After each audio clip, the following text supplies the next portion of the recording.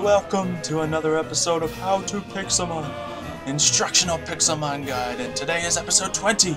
We're going to be going over two of very favorite Pokemon. I say it a lot, but Metagross is actually my favorite Pokemon. Flygon I actually hate, so that was a complete lie.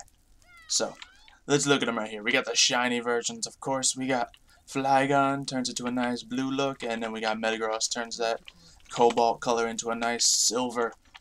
So it's definitely one of my favorite shinies, and Metagross is probably my favorite Pokemon in general. Just because it's not only is he a good and cool Pokemon, but he got a big X on his face. You know, his first Xylophoney. But yeah, definitely some good Pokemon as well. They have very high stats. Let's take our first look at Flygon here to spawn this one in. Now, right away you can notice that he has good attack and speed, and that's mainly what you're going to want to train him on.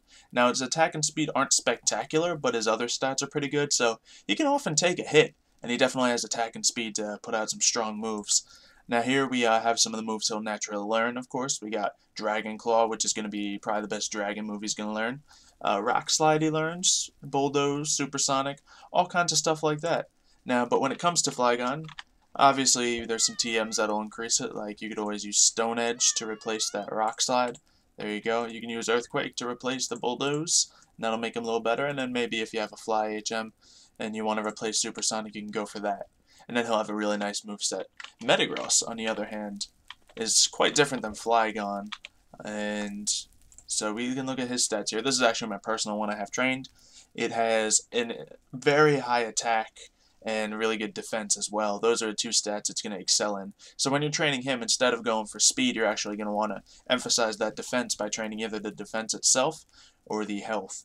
Now, seeing as it's only weak against ground and fire, it might be a good idea to increase the health because most fire attacks are special and most ground attacks are physical. But it's completely up to you how you want to do that. This one I have trained a little bit more health, but if you just want to casually train it with health and defense, that'll work fine as well.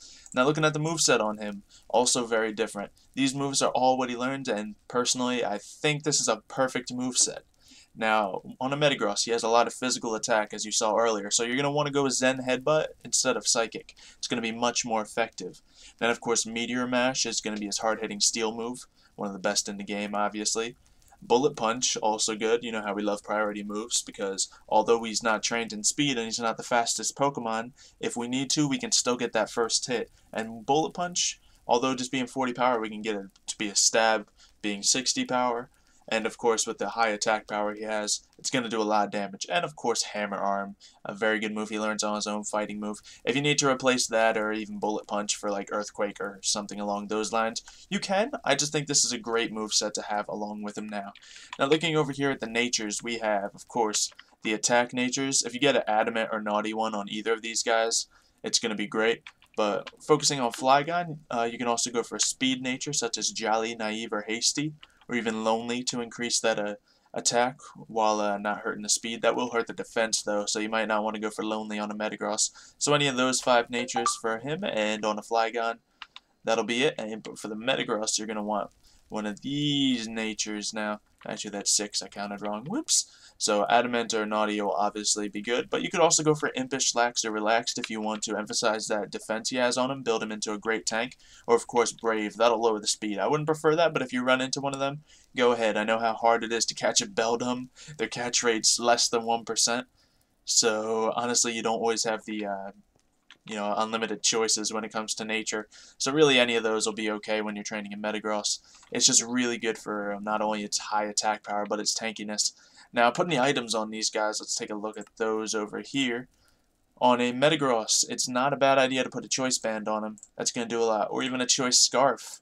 That'll give him the speed to counter the low speed that he has. Even the same thing can go for the Flygon. Those items will do very well. But obviously, you could also go with a Metronome, and that will do very good as well. If you're going to be continuously using the same move over again on Metagross, that would definitely make sense for like Meteor Mash or something along those lines.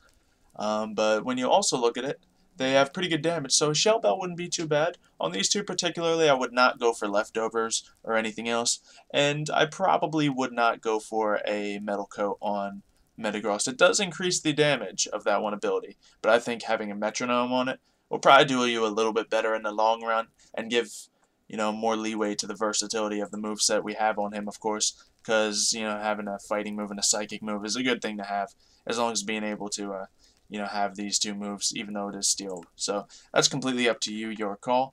Just get a good nature on these guys, and their stats will do the rest for you. And a lot of EV training, and they can definitely become very good, strong Pokemon. Anyway, that's going to be it for this episode. Thank you guys for, well, definitely showing your support on this series for the last 20 episodes. It's definitely been good, but we're going to be continuing it, although I have a little new idea for the next few episodes. We're going to be going over some of the TMs.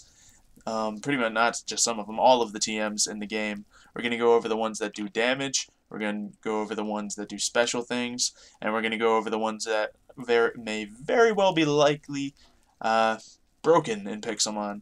I know that grammar was amazing right there, but yeah, we're going to go over all of them. Maybe I'll get an assistant to help me with that episode, but if you need to learn anything more about the TMs, definitely tune in for those. But anyway, keep leaving those ideas for Pokemon for me to do down in the descriptions below. I always keep a list of them, and there are still more on the list to be done. So thank you everyone for watching. See you next time, and goodbye!